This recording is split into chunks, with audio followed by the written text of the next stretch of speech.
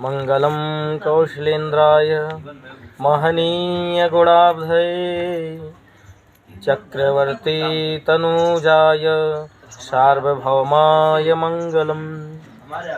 प्यारे संतों की संग का और उसमें उनको ये लगता है शास्त्रों ने ये सब एक तरीके से दिखावा, बहुत ही महिमा गाई उसका है। रीजन क्या है ना, गहराई तक जाते हैं। शास्त्रकार कहते हैं कि गंगा पापम शशीतापम दैन्यम कल्पतरुस्तथा पापम तापम च दैन्यम च हनन्ति संतो महायशः। गंगा पापम, गंगा मैया हमारे पाप को धुलती है। शशि तापम, शशि यानी चंद्रमा, हमको और आपको शीतलता प्रदान करते हैं। दैन्यम कल्प तरुस तथा, कल्प वृक्ष का मानना है उसके नीचे हम जो भी कामना करते हैं वह सद्य मुझे प्राप्त होता है। कल्प वृक्ष हमारी दीनता को हरती है।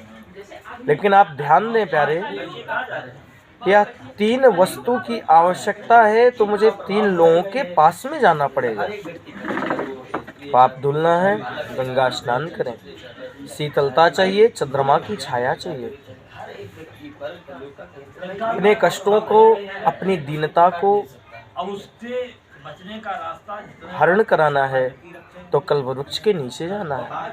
लेकिन यह तीनों कार्य अगर कहीं हो सकता है तो शास्त्रकारों ने कहा पापम तापम च दैन्यम च हनन्ति संतो महायशः। हमारे पाप भी, ताप भी और दीनता यानी संताप भी, तीनों अगर कहीं एक जगह हरण हो सकता है तो वो केवल महापुरुषों के चरणों में, संतों के चरणों में, साधुओं के चरणों में। प्रश्न उठता है, साधु कौन? क्या लाल पीला वस्त्र धारण करने वाला व्यक्ति साधु है? नहीं, साधु तो आपको एक जींस पैंट में भी मिल जाएगा।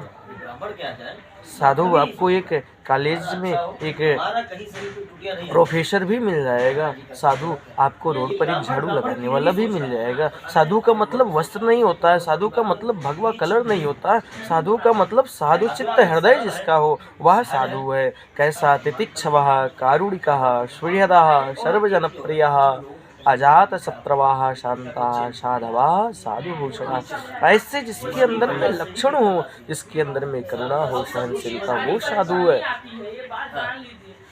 अरे घी से उपमा दी गई साधु का। घी तो ताप पाने के बाद में पिघलता है, जब उसे कष्ट मिलता है तब पिघलता है। लेकिन साधु तो दूसरे के ताप को, दूसरे के कष्ट को देख करके पिघल जाते हैं। इसलिए संत से बढ़कर के कोई नहीं हो सकता है। संत की महिमा बहुत है। ऐसे संत जब हमें और आपको मिलेंगे तो मैं सच कहता हूँ इस व्यासपीठ से कि आपके जीवन के पाप, ताप और संताप तीनों नष्ट हो जाएंगे।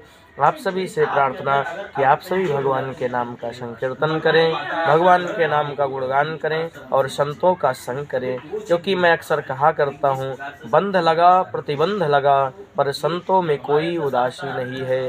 ये राम की भूमि है, ये कृष्ण की भूमि है, इस बात में भ्रांति जरा सी नहीं है। ये धरती वीर सपूतों की है, किसी चोरो गुलाम की दासी नहीं। मैं तो कहता हूँ जिसको श्री राम या श्री कृष्ण से प्यार नहीं होगा उसको भारत में रहने का अधिकार नहीं होगा, उसको भारत में रहने का अधिकार नहीं होगा। रामो राष्ट्रपिता प्रोक्ता, रामो राष्ट्रस्य च दैवतम, रामो राष्ट्रस्य सर्वस्वम, रामो राष्ट्रस्य मंगलम।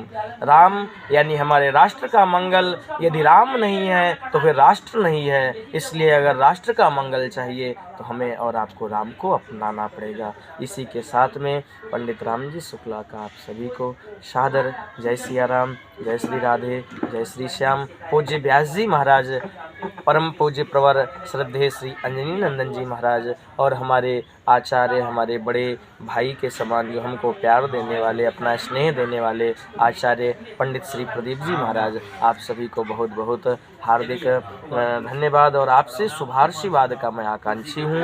आप सभी को जय श्री राधे, जय श्री श्याम।